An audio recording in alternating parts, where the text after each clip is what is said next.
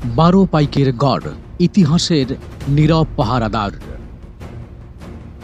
বাংলাদেশের উত্তর কোণে দিনাজপুর জেলার ঘোড়াঘাট উপজেলায় নীরবে দাঁড়িয়ে আছে এক ইতিহাসের সাক্ষী 12 পাইকের গড়।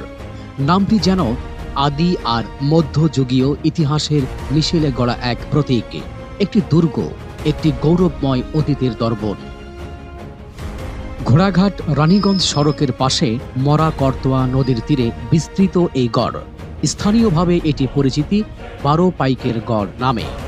ধারণা করা হয় একসময় 12 জন পাইক বা সৈন্য এই দুর্গে প্রহরার দায়িত্বে নিয়োজিত ছিলেন, আর সেখান থেকে এসেছে এর নাম 12 পাইক। 12 পাইকের গড় ছিল একটি শক্তিশালী প্রতিরক্ষা কেল্লা।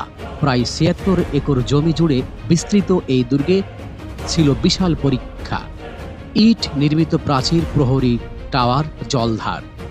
অনুমান করা হয় এটি পাল বা সেন আমলের শেষ ভাগে অথবা মুঘল আমলে নির্মিত হয়েছিল। 12 পাইকের গড় শুধু একটি দুর্গ ছিল না, এটি ছিল প্রশাসনিক ও সামরিক দিক থেকে এক গুরুত্বপূর্ণ কেন্দ্র।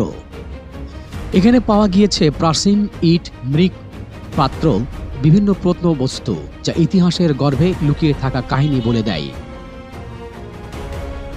কালের গর্ভে অনেক কিছু হারিয়ে গেছে, আজ এই গড় ধ্বংসপ্রায়। পরীক্ষা শুকিয়ে গেছে, প্রাচীর ভেঙে পড়েছে। তবু ইতিহাস প্রেমীদের জন্য এটি এক অমূল্য ধন, একটি নিঃশব্দ স্মৃতিসৌধ। আমরা ছোটবেলায় শুনতাম এখানে রাজা থাকতেন, রাতে শঙ্খ বাজত, ঢোল পড়ত। এখন তো এসব কেবল গল্প। 12 পাইকের গড় ইতিহাসের ইতিহাস। আমরা যদি এখন জেগে না উঠি, তবে হয়তো আগামী প্রজন্ম নামটাই জানবে, দেখতে পাবে না এই ঐতিহাসিক ধ্বংসাবশেষ। মানে এই স্রোতের ঘাট নামকরণ বিষয়টা আসলে এটা আগেকার মুরব্বী যারা আছে তাদের কাছ থেকে যেটা পাওয়া, এটা স্রোতের ঘাট নামটা কেন করা হলো? স্রোতের ঘাট নামকরণ করার উদ্দেশ্য হলো যে এখানেও সেই সময় যখন যে করতোয়া নদী ছিল, সেই সময়ে প্রচুর স্রোত ছিল। বন্যার সময় বা যখন পানি বেশি থাকতো বর্ষাকালে, সেখানে প্রচুর স্রোত ছিল। এই স্রোতের কারণে মনে করেন এই জায়গাটার নাম স্রোতের ঘাট। মানুষ কথিত আছে, মানুষ জনশ্রুতি আছে যে এমন স্রোত যে সাপের মানে লেজ পর্যন্ত ছিঁড়ে যায়, এইরকম একটা, হ্যাঁ এইরকম একটা স্রোত ছিল, যার কারণে এই নামটা এই নামকরণ করা হয়। অনুমানতে আমরা যেটা জানি, যেটা এটা 40 এবং 62 যে ভূমি জরিপ রেকর্ড, সেই সময় থেকে এটা মরা নদী হিসেবে পরিচিত, মরা করতোয়া, মানে তার আগে থেকে, কত বছর আগে থেকে আসেন মূলত এটা আমাদের জানা নেই। আসলে এই জায়গাটার নাম হচ্ছে 12 পাইকের গড়।